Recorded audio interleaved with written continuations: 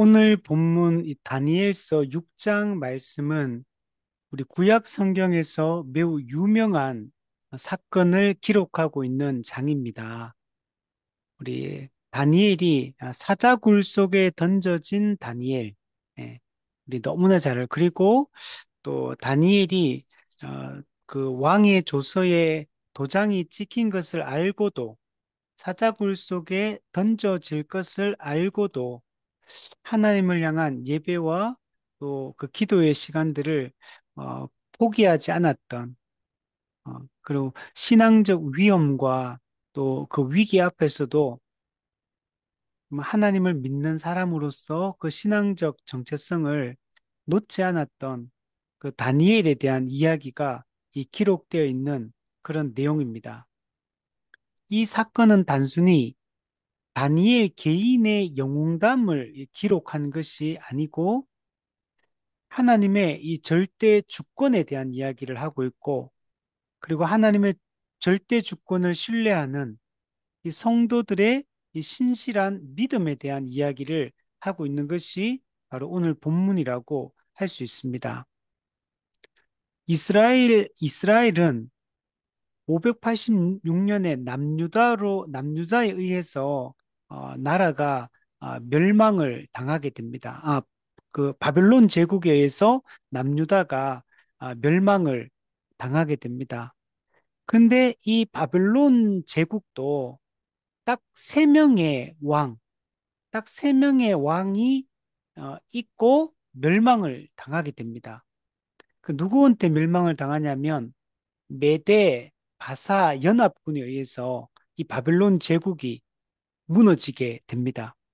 메대 왕국, 그다음에 바사 페르시아, 이 두 제국이 연합해서 바벨론 제국을 무너뜨리게 되고 새로운 제국이 이제 등장을 하게 됩니다.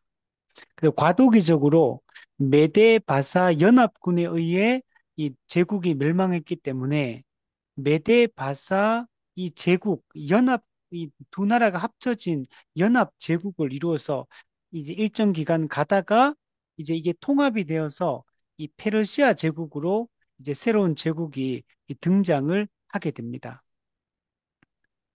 지금 이 오늘 본문에 등장하는 이 사건은 그 메데 바사 제국의 왕이었던 다리오 왕 때 있었던 이야기를 이 기록을 하고 있고, 이때 다니엘은 이미 80세가 넘은 이 고령의 나이입니다.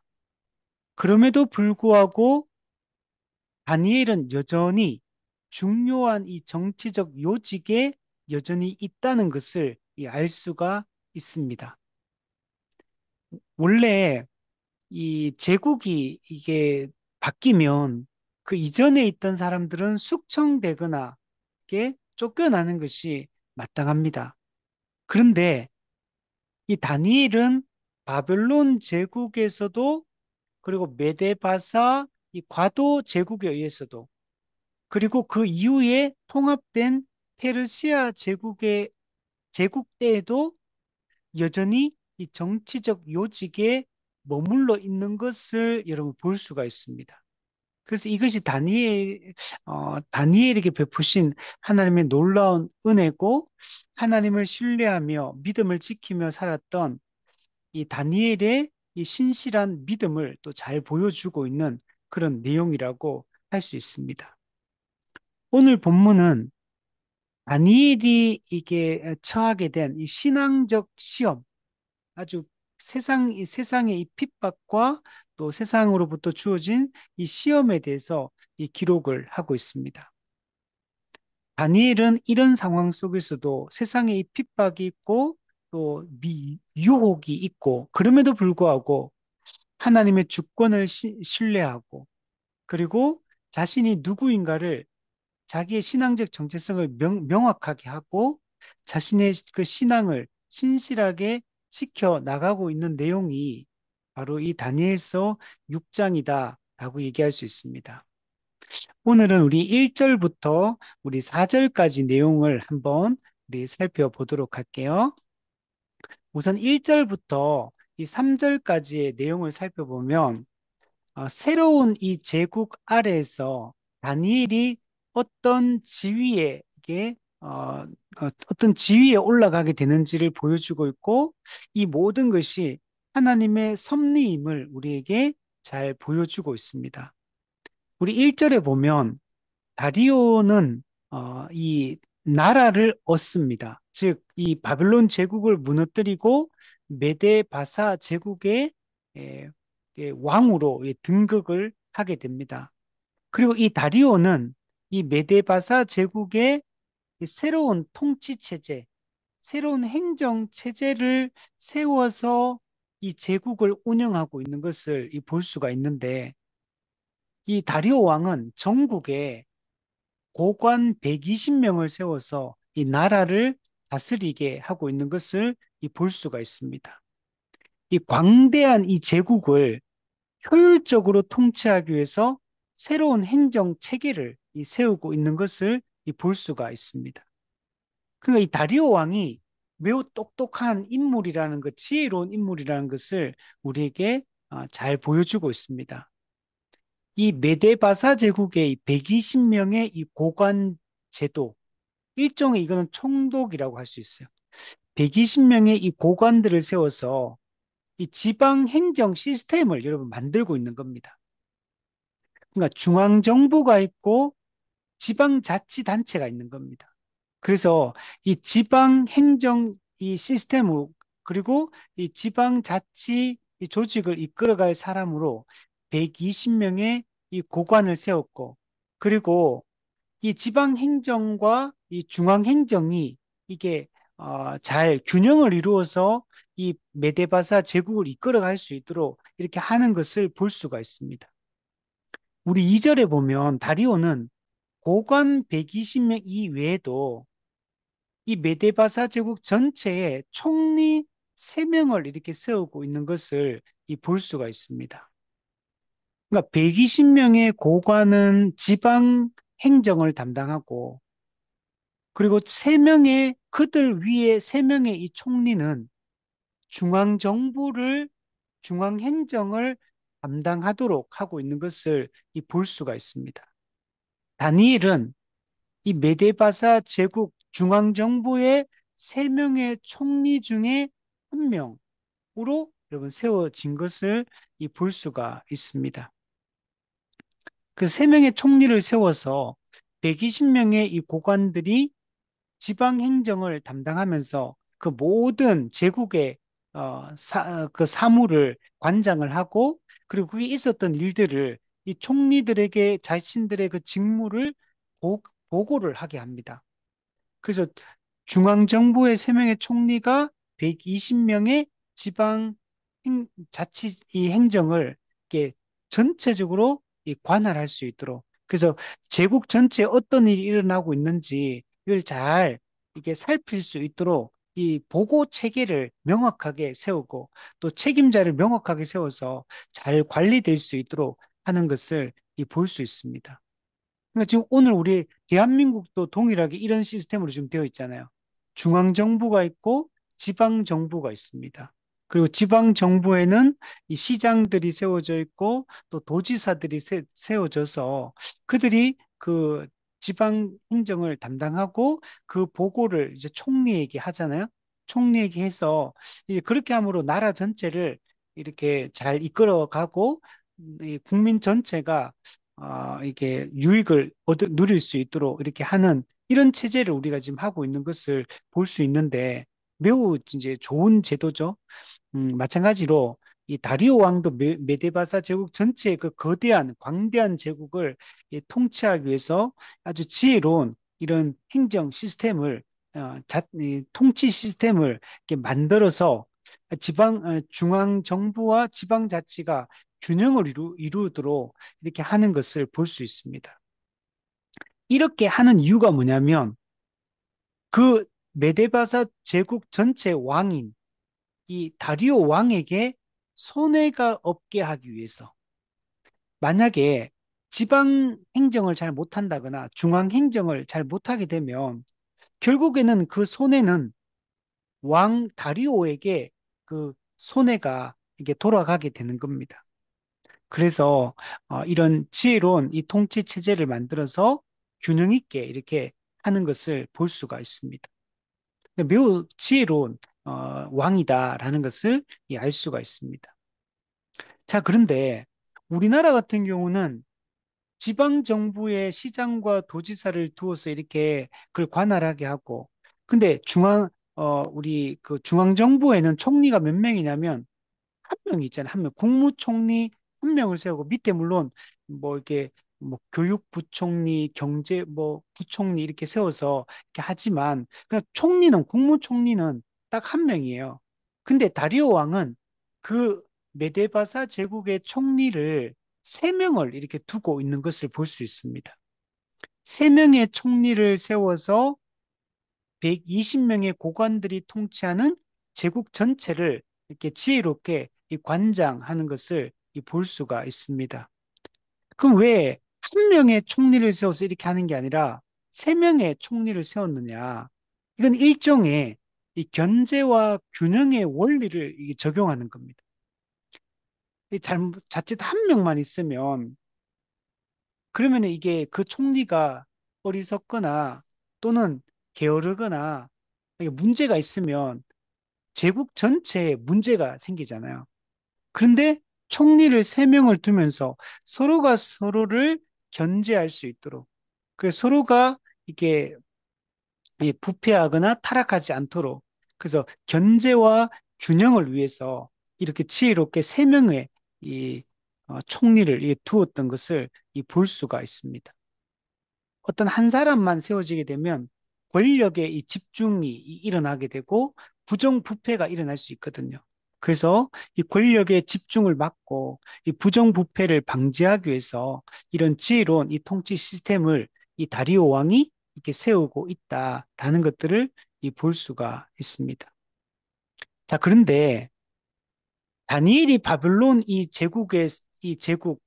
메데바사 제국, 어떻게 보면 과도적인 이 정부, 어떤 전환기에 있는 이런 제국, 어, 이런, 이런 제국에서도 여전히 최고위직의 다니엘이 이 총리의 자리, 세 명 중에 한 명, 그 자리에 이 다니엘이 여전히 그 자리를 차지하고 있는 것을 볼 수가 있습니다. 사실 다니엘은 605년에 바빌론이 남유다를 침공해서 예루살렘 성을 포위하게 되고 그래서 1차 포로로 잡혀갈 때 다니엘이 에스겔 선지자 이런 사람 그다음 그 당시에 왕 그리고 또 그 귀족들 왕족들 이런 사람들이 1차 포로 때 엄청나게 잡혀오거든요. 605년도에 많이 이렇게 잡혀와서 이제 오고 나중에 또 바빌론이 남유다를 2차 포위, 3차 포위 해서 2차 포로, 3차 포로 이렇게 끌려와가지고 바빌론 제국에 왔거든요. 그리고 다니엘은 이, 이 식민지의 이 노예로서 지금 바빌론에 붙잡혀 왔던 겁니다. 그럼에도 불구하고 하나님은 다니엘을 놀랍게 그 바벨론 제국에서도 이게 총리로 이렇게 세웠거든요. 그리고 그 바벨론 지혜자들의 또 꿈을 해석하는 걸 통해서 바벨론 지혜자들의 어른으로 삼았다. 모든 당시 철학자들, 지혜자들, 그 다음에 무속인들, 이 모든 사람들, 당시에 가장 최고의 엘리트들을 그들 위해 가장 높은 어른으로 이렇게 삼았다라고 했거든요. 이제 그리고 이 바벨론 제국이 메데바사 연합군에 의해서 이렇게 멸망을 당했잖아요. 그러면 당연히 앞 제국의 신하였던 앞 제국의 어떻게 보면 고위 관료잖아요. 앞 제국의 그 모든 것을 관할했던 자잖아요. 그러면 당연히 숙청이 되는 게 이게 정당한 거잖아요. 좌천되든지 숙청당하든지 뭐 옛날 우리나라 따지면 유배를 당하든지 이렇게 되는 게 너무나 정상적인 이런 과정인데, 그런데 바벨론 제국의 총리였던 다니엘이 메데바사 제국의 이거는 단순히 제국이 바뀌었거든요. 그런데도 불구하고 여기서도 여전히 이 최고위직인 이 총리, 세 명의 총리 중에 한 명으로 세워지는 것을 좀 볼 수가 있는 겁니다. 이것은 하나님의 은혜요. 하나님의 섭리 가운데 이러한 일들이 일어났다는 것들을 볼 수가 있습니다. 주석가 매튜 헨리는 여기에 대해서 이렇게 이야기합니다. 하나님은 당신의 종들을 모든 환경에서 보호하시며 필요에 따라 높은 지위에 두어 당신의 뜻을 성취하신다. 그러니까 하나님 어떤 분이냐면 자기 백성을 모든 환경에서 보호하시는 분입니다. 하나님은 언제나 자기 백성과 함께 하시고 보호하시고 인도하시고 돌보시는 분이에요. 또한 하나님은 자신의 주권적인 뜻에 따라, 즉 필요에 따라 하나님은 때로는 이 엄청난 높은 지위에 자기 백성을 두시기도 하신 그것을 통해 뭐 하냐면 그냥 다니엘 한 사람 자기 그냥 잘 먹고 잘 살게 하려고 이 높은 지위에 두는 것이 아니라 하나님의 이 구속사적 맥락 가운데 하나님의 뜻을 성취하기 위하여 하나님의 주권적인 뜻에 의하여 다니엘을 이 총리로 하나님이 세우시고 높이셨다라는 것들을 이렇게 보여주고 있는 겁니다. 또 다른 이 주석가도 이렇게 얘기합니다. 다니엘의 임명은 하나님의 특별한 섭리의 증거이며 하나님의 특별한 섭리 가운데 다니엘이 이 제국이 바뀜에도 불구하고 여전히 총리로 등용되고 있는 것을 볼 수 있어요. 이건 단순히 다니엘 개인의 탁월함 때문에, 다니엘 개인의 어떤 의지 때문에, 다니엘 개인의 어떤 능력 때문에 이렇게 세워진 것이 아니라, 물론 이제 다니엘의 믿음과 그런 탁월함이 있어요. 근데 그것은 다니엘 개인의 능력이 아니에요. 하나님이 탁월하게 하시고, 하나님께서 그를 세우시기 때문에 그가 그 자리에 있는 겁니다. 그리고 그게 세우신 이유는 하나님의 뜻을 수행하기 위하여, 이 하나님의 뜻을 성취하기 위하여 하나님이 그곳에 주권적인 뜻 가운데 세우셨다는 걸 우리 믿어야 돼. 이것을 하나님의 특별한 섭리의 증거다라고 말하고 있습니다. 또한 이방 왕들도 하나님의 지금 도구로 사용되어지고 있는 것을 이런 볼 수가 있습니다. 지금 다리오는 하나님 믿는 사람이 아닙니다. 그런데도 불구하고 하나님의 뜻 가운데 다니엘을 그 총리 세 명 중에 총 한 명의 총리로 다리오 왕이 그의 뜻에 따라 세운 겁니다. 근데 그것이 하나님의 구속사를 이루어 가고 하나님의 그 놀라운 섭리를 보여주는 증거가 여러분 되는 겁니다. 그래서 하나님은 하고자 하시는 자를 높이 세우시고 하고자 하시는 자를 하나님은 때로는 아주 낮은 자리로 가기도 하십니다. 여러분, 모든 그리스도인이 다니엘처럼 되어야 된다. 요셉처럼 되어야 된다. 이렇게 생각하면 안 돼요. 여러분, 동일하게 1차 포로 당할 때 다니엘도 끌려왔지만 에스겔 선지자도 동시에 같이 끌려옵니다. 1차 포로 때. 그런데 다니엘은 지금 이렇게 총리로 바벨론 제국에서 총리가 되고 메데 바사 제국에서도 총리가 되고 심지어 통합 제국인 페르시아 제국에 거기서도 또 총리가 또 됩니다. 어떻게 보면 다니엘은 이, 이 세계의 제국에서 총리로 등용됩니다. 이거는 엄청난 일이에요, 이거는. 이건 하나님의 섭리가 아니고는 우리가 말할 수 없어요. 하나님의 특별한 섭리 가운데 하나님의 뜻을 성취하게 하여 하나님께서 다니엘을 세우고 있는 것을 볼 수 있어요. 그러나 에스겔 선지자 같은 경우는 똑같이 다니엘하고 1차 포로 때 끌려왔지만 에스겔 선지자는 그 어떤 낮은 자리, 가장 낮은 자리, 이스라엘 끌려온 일반 백성들이 처한 가장 낮은 그 식민지 제국의 하층민으로 이렇게 에스겔 선지 거기서 활동을 합니다. 평생을 그렇게 살고, 근데 거기서 선지자로서 그곳에서 하나님의 뜻을 수행해요. 그 다니엘은 가장 높은 자리에서 직에서 이 하나님의 뜻을 수행하는 이런 삶을 살아갔던 것을 볼 수 있고, 여러분, 이것은 하나님의 주권적인 뜻이에요. 이건 하나님의 섭리입니다. 하나님은 다니엘처럼 높이 들어서 사용하실 수도 있고, 에스겔처럼 가장 낮은 자리에서 하나님의 뜻을 수행하게 하시기도 합니다.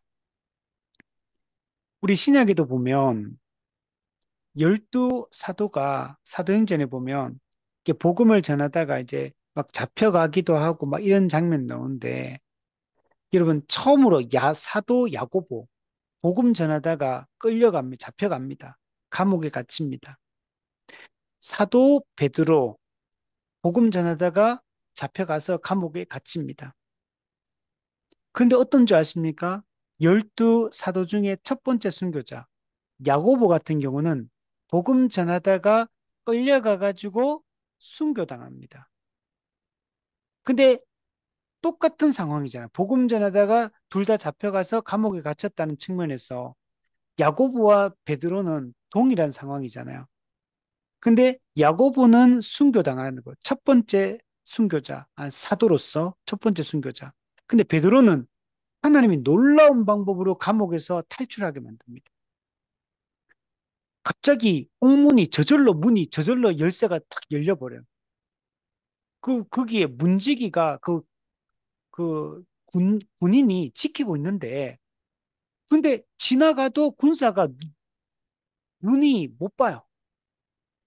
지나가는데 문 열고 나오는데도 빠져나가는 걸 인지를 못 합니다. 근데 또다시 또 다른 문에 딱 도착했는데 그 문도 저절로 또 열려요. 이거는 기적이잖아요. 초자연적인 방식으로. 그런 방법으로 감옥을 탈출하게 하고, 그리고 가서 하나님의 역사를 이야기하고, 그리고 또다시 복음을 전합니다. 그럼 그게 하나님의 뜻이고, 물론 나중에 베드로도 결국에는 십자가에 끌려 못 박혀서 순교를 합니다. 마지막 순간에.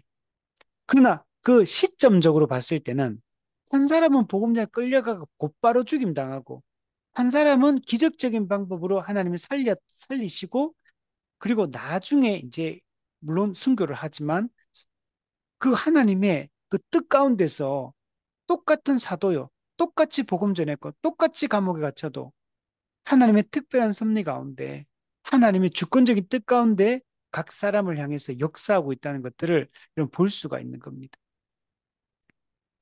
여러분 때로는 하나님이 어떤 사람은 건강하게 이 땅을 살게 하시고 건강하게 하나님의 영광을 위해 살게 하시기도 하시지만 때로는 어떤 사람은 평생 이 어떻게 보면 연약한 이 신체를 가지고 때로는 그 질병을 가지고 한 평생을 살아가면서 복음을 위해 살아가는 사람도 있습니다. 어떤 목회자는 그죠?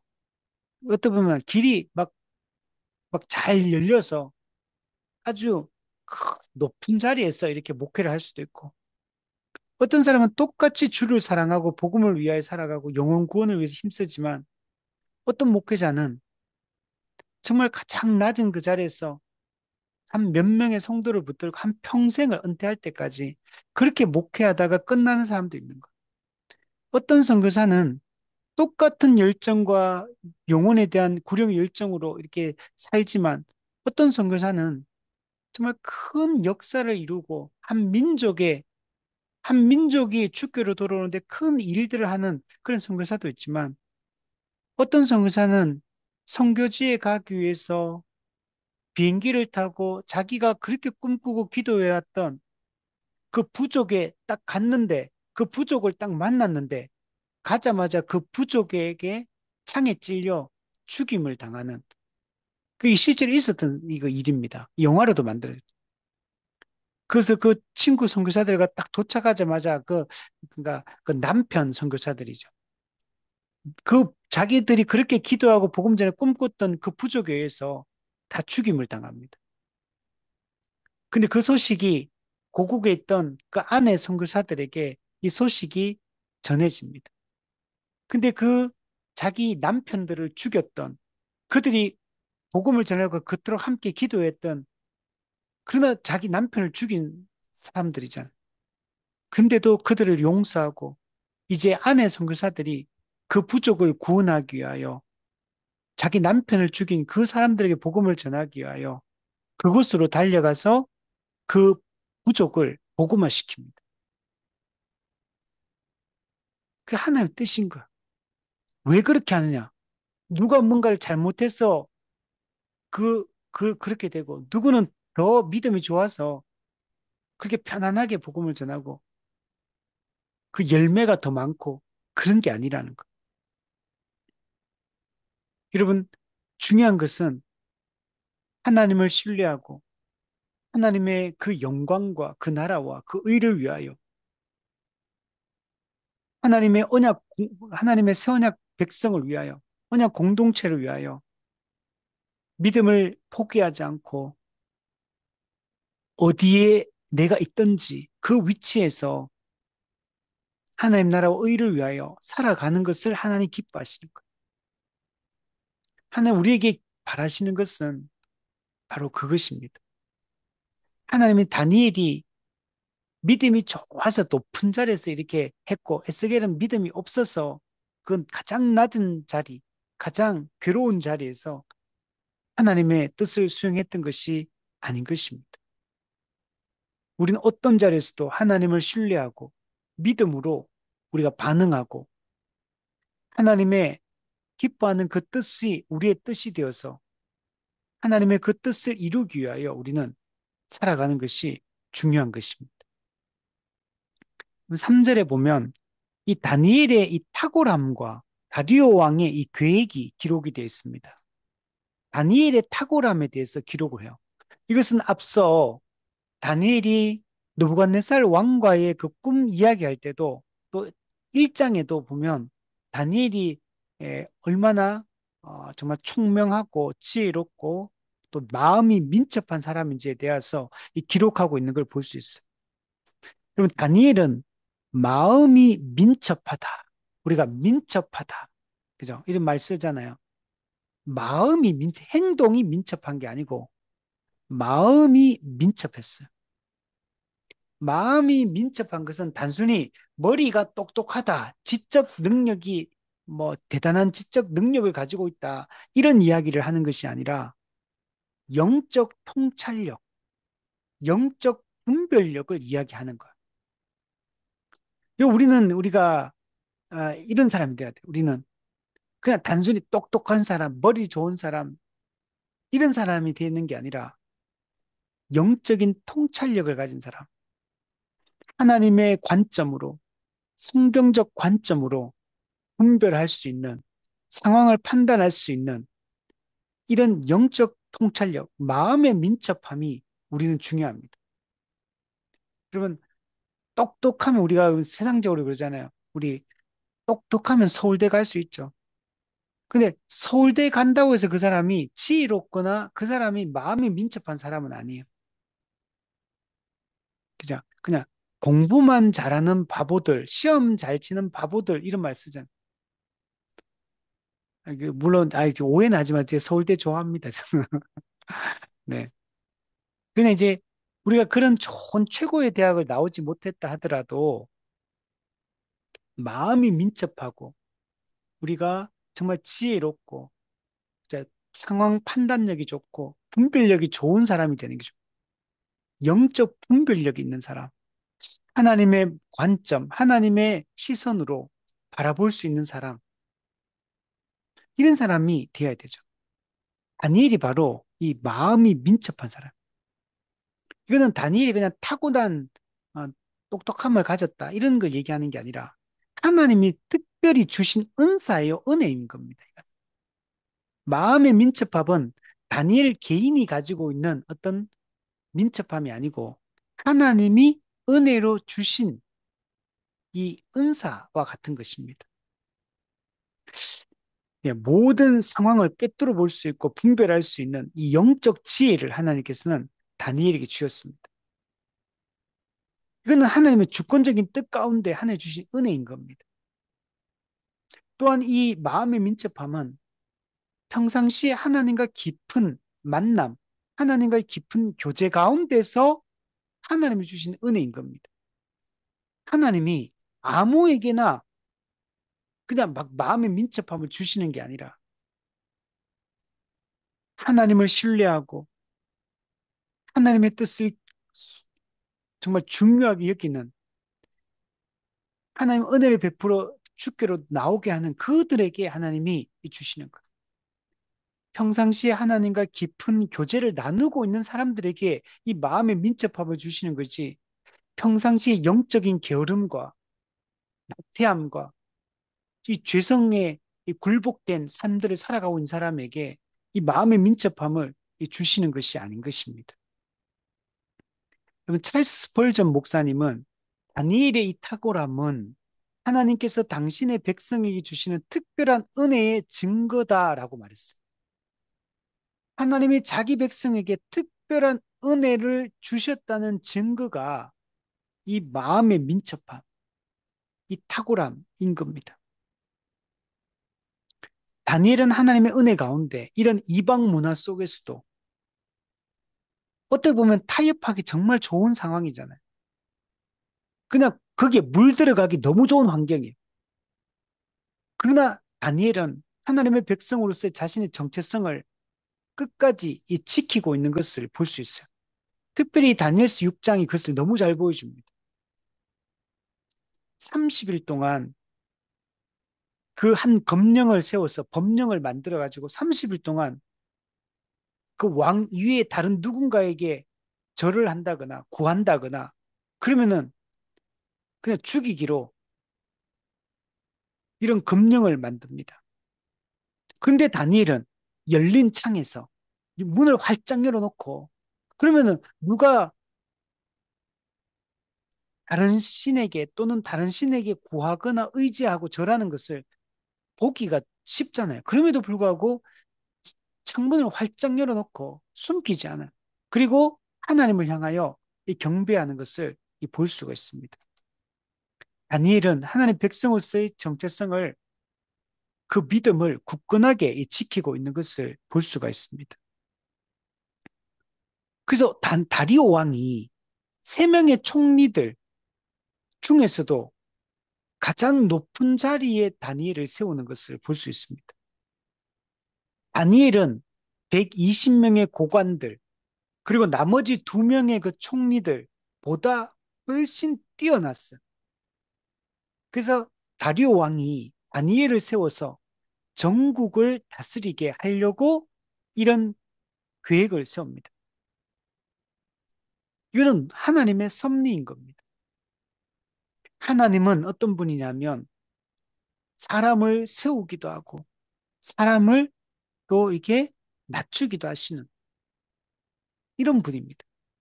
하나님이 이 모든 것을 행하시는 그런 분입니다.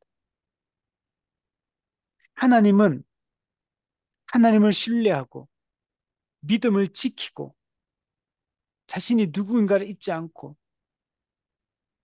또 자기가 섬기는 그 하나님을 잊지 않고 이렇게 살았을 때 하나님께서 다니엘을 이렇게 높이시고 있는 것을 볼 수가 있습니다. 우리가 하나님의 백성으로서의 정체성을 잘 지키며 하나님을 신뢰하고 하나님의 뜻을 중요하게 여기며 우리가 살고 있으면 하나님이 높이시는 겁니다. 물론 이 높임이 세상적으로 이 높은 지위에 성공하게 부자가 되게 한다는 의미는 아닙니다. 하나님의 뜻 가운데 그렇게 하시는 사람들도 있을 것이고 하나님의 뜻 가운데 또 그냥 아주 평범하게 아니면 어쩌면 이 세상적으로는 가장 낮은 자리에서 하나님을 섬기게 하실 수도 있습니다. 그러나 정말 하나님을 신뢰하는 사람은 내가 어떤 위치에 있든 내 어떤 상황에 처하든 내가 건강이 있든 건강이 없든 내가 부유하든 부유하지 않든 그는 그 속에서 하나님을 예배하고 영광 돌리는 삶을 살게 될 것입니다. 그럼 4절에 보면 총리들과 120명의 이 고관들이 다니엘을 향해서 이 시기심을, 시기 질투심을 이게 느끼고 있는 것을 볼 수 있습니다. 다리오 왕이 이 식민지의 이 종에 불과한 노예에 불과한 다니엘을 그 가장 높은 세 명의 총리 중에서도 가장 높은 자리에 이게 세우려고 하는 걸 보면서 시기 질투심으로 그 다니엘을 제거하려고 하는 것을 볼 수 있습니다. 그럼 다니엘을 제거하려고 하니까 뭔가 합당한 명분이 있어야 되죠. 합당한 이 건덕지가 있어야지만 다니엘을 합법적으로 몰아낼 수 있기 때문에 그 다니엘을 고발할 틈을 얻으려고 합니다. 그런데 이 실패하는 것을 볼 수 있습니다. 다리오 왕의 특별한 총애를 받았던 이 다니엘을 죽이려고 이게 시도를 하는 것입니다. 근데 무엇을 가지고 고발하려고 했냐면 국사에 대하여, 즉 나라 일을 총리로서 어떻게 했는지 이걸 가지고 이 국사에 대하여 다니엘을 고발할 근거를 찾게 됩니다. 그래서 다니엘이 총리로서 행했던 모든 그 공적 업무들을 면밀히 살피는 거죠.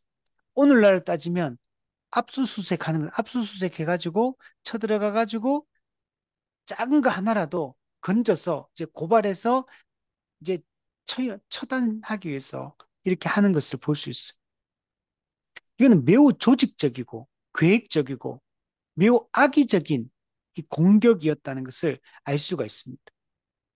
그러나 그들이 아무리 압수수색을 하고 아무리 작은 것까지 탈탈탈탈 털어도 나오질 않는 겁니다.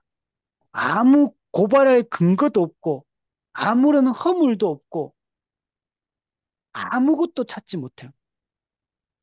다니엘은 너무나 충성스러운 존재였어요. 그 총리로서 국사를 수행할 때 아무런 그릇됨이 없어요. 아무런 허물이 없어요. 법적으로도 흠이 없고 도덕적으로도 흠이 없어요. 아무 실수도 없어요. 과오도 없어요. 다리오 왕에 대하여 또 그 제국에 대하여 국가에 대하여 완전한 충성을 다해왔다는 것을 여러분 알 수가 있습니다. 칼빈은 여기에 대해서 이렇게 얘기해요. 다니엘의 이러한 완전한 성품은 중생한 성도의 궁극적 목표를 보여주고 있다. 우리가 나아가야 될 궁극적 목표가 뭐냐? 바로 이런 충성스러움, 허물이 어떠한 허물이나 흠도 그릇됨도 없는 이것이 우리가 나아가야 될 이 성화의 목표 지점이다라고 얘기하고 있어요. 비록 지금은 우리가 아직은 완전히 도달할 수는 없지만 성화의 과정에서 이런 성품을 우리는 추구해야 한다라고 이, 이 칼빈이 이야기를 했습니다. 여러분, 우리는 이런 성숙함, 이 정말 이 성화, 이 거룩함, 이게 우리가 신분적으로는 예수 믿음으로 그리스도와 연합하여 신분적으로 이미 거룩한 자가 되었어요. 결정적 성화가 이루어졌습니다. 그러나 우리 실제적 성화가 아직까지는 이루어지지 않았어요. 그래서 우리가 점진적 성화를 이루어가는 겁니다.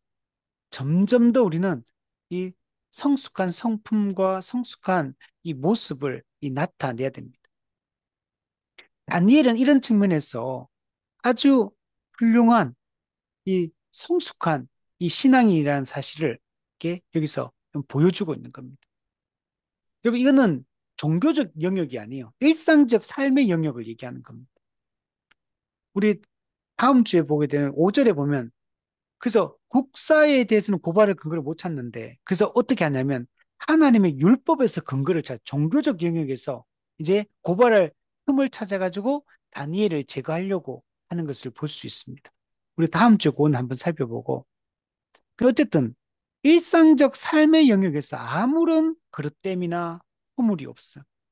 그리고 주어진 그 업무에 있어서 아주 충성스럽게 이렇게 살아왔다는 것을 알 수가 있습니다. 우리 성도는 어디에서 무엇을 하든지 우리 교회 일만 열심히 해야 되는 존재가 아니고 우리에게 주어진 일들, 이 일상적인 업무들, 이 사회 속에서 살아갈 때, 우리 직장에서 살아갈 때 우리가 주어진 이 업무를 탁월하게 수행하고 충성스럽게 수행하고 아무런 그릇됨이 없어야 되고 아무런 과오나 실수가 없도록 그래서 어떤 것으로도 우리를 고발하지 못하도록 우리는 정말 그런 삶을 이 땅에서 우리는 살아가야 됩니다.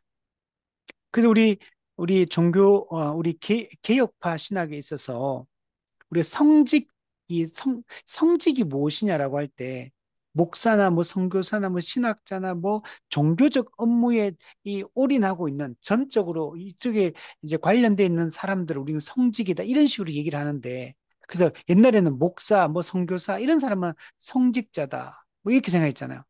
이거는 잘못된 생각이에요. 여러분 이 땅에 있는 모든 직업은 다 성직입니다. 물론 여기도 전제가 있어요. 죄 짓는 일, 하나님 성경의 가르침에서 벗어난 직군 또는 어떤 일이 있어요. 그런 거는 다 잘못된 거고, 그런 거 말고, 이게 종교적 영역의 일이든 일상적 영역의 일이든 간에 우리가 우리 인간의 이 삶을 영위해 가는 데 있어서 유익한 모든 일들, 그것은 전부 다 성직이에요. 목회자만 성직자가 아니고 모든 그리스도인이 모든 성도가 다 성직자입니다. 우리 성직자 평신도를 구분했던 이런 잘못된 전통은 중세 로마 카톨릭에서 이거는 생각하고 이게 행해왔던 잘못된 이해고 우리는 전혀 다른 이해를 가져야 돼. 그리고 우리가 신앙이 좋다라고 할 때는 그냥 종교적 영역에서 영적인 활동을 열심히 하는 것만 말하는 게 아니에요. 그것이 우리 일상적 영역에서 그게 다 드러나야 돼요.